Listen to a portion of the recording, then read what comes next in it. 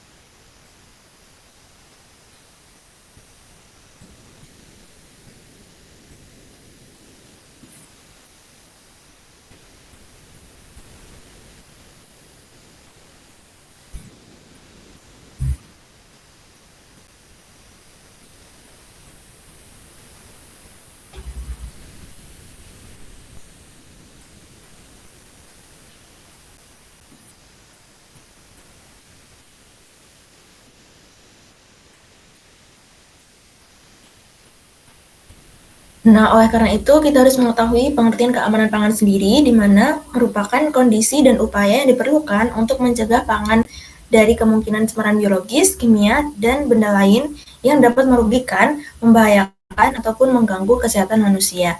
Nah, keamanan pangan ini melibatkan praktik pembuatan makanan dan penggunaan bahan tambahan pangan atau zat aditif. Nah, bahan tambahan pangan itu apa sih? Bahan tambahan pangan itu merupakan bahan yang ditambahkan dengan sengaja ke dalam suatu pangan untuk mempengaruhi sifat atau bentuk pangan tersebut, seperti untuk memperpanjang umur simpan dan untuk mengawetkan pangan dengan mencegah pertumbuhan mikroba perusak makanan.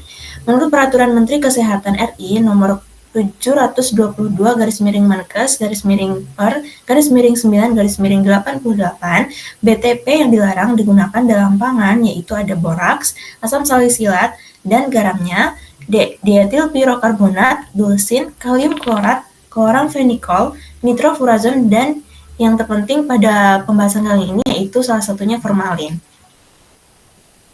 Nah, formalin sendiri itu merupakan cairan yang tidak berwarna, berbau tajam pada keadaan dingin, dan termasuk zat reduktor yang kuat. Formalin sendiri memiliki gugus karboksi yang sangat aktif, dapat bereaksi dengan gugus NH2 pada tubuh membentuk senyawa yang mengendap dari protein. Nah, ini ada struktur dari formalin itu sendiri. Kemudian, apa sih kegunaan formalin yang biasanya digunakan gitu ya? Nah, itu ada pembunuh kuman dan antiseptik, kemudian ada pengeras lapisan gelatin, kemudian pengawet produk kosmetika, pengawet mayat dan kulit, dan yang terakhir biasanya digunakan sebagai pengawet makanan. Nah, bahaya dari formalin sendiri itu biasanya ditunjukkan pada gejala keracunannya, biasanya itu dalam bentuk mual dan muntah, sakit perut akut, depresi susunan syaraf, dan gangguan peredaran darah. Nah, pada dosis tinggi dan secara terus-menerus bisa membahayakan tubuh kita, di mana bisa diare berdarah, muntah berdarah, kencing berdarah, hingga kematian. Formalin ini sangat berbahaya jika terhirup dan mengenai kulit dan juga tertelan.